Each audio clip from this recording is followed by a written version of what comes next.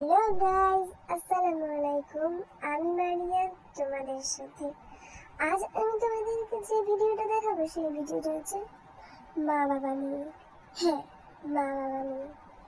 তাই তোমরা এই ভিডিওটা দেখো এবং লাইক, কমেন্ট, শেয়ার করো। তোমরাও জানো এবং অন্যকেও জানো, এবং কমেন্টে লিখে দাও যে কার কার মা বাবা আছে আর কার কার নেই। কে কে এই কথাটাকে বিশ্বাস করে। তাহলে আর কথা না বাড়িয়ে আমি আমার ভিডিওটা শুরু করছি। প্রথমেই বলি সেই মানুষটার কথা, আমার বাবা, যে আমাকে জন্ম দিয়েছে, পৃথিবীতে এনেছে। সেই বাবা, পৃথিবীর সকল বাবা এমনটাই। আমরা সবাই জানি বাবা যে আমাদের মাথার উপর ছাদ দিয়েছে, সেই বাবা যে হাঁটতে শিখিয়েছে। আমাদের বাবা আমাদের সামনের পথ চলা, পড়াশোনা থেকে শুরু করে সবকিছু কিভাবে করে তাও তো জানি। রোদে পুড়ে, বৃষ্টিতে ভিজে সারাদিন পরিশ্রম করে আমাদের জন্য। সারাদিন পর ঘরে এসে আমাদের হাসি দেখে সেও হাসে, বুঝতে দেয় না তার কষ্ট।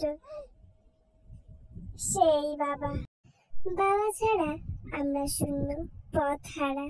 আমাদের বাবা আছে তাই আমরা মূল্য দেই না। যাদের বাবা নেই তারাই বোঝে সেই কষ্ট। মা, যেই মা আমাদেরকে জন্ম দিয়েছে, সেই মা পৃথিবীতে সর্বশ্রেষ্ঠ এক ব্যক্তি। মা যে সব সময় আগলে রাখে তার সন্তানকে, শত কষ্ট দুঃখ বুকে রেখে আগলায় আমাদের। সংসারের কষ্ট অপমান শুনেও সেই মা ছেড়ে যায় না। আমাদের কথা বলতে শেখায়, হাঁটতে শেখায় সেই মা, যে খাবার সামনে এনে খাইয়ে দেয়। তার পেটে যতই খিদে থাক বুঝতে দেয় না। খাবার কম থাকলে আমাদের খাইয়ে দেয়, বুঝতে দেয় না যে সে খায়নি।